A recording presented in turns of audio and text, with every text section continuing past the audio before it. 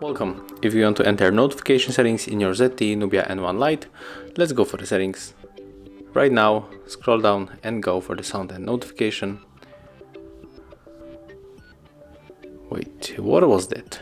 I didn't click on the battery, but never mind. Click on the sound and notification and tap on the notification right here.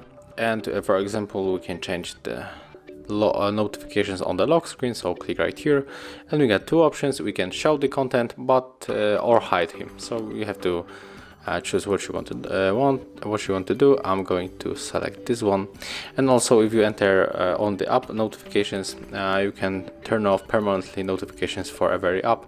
So for example, if you get a lot of notifications from this application, you click on this marker and right now this option is activated and it never shows notifications from this app. So thank you guys for watching. Leave thumbs ups, comments and subscribe to our channel.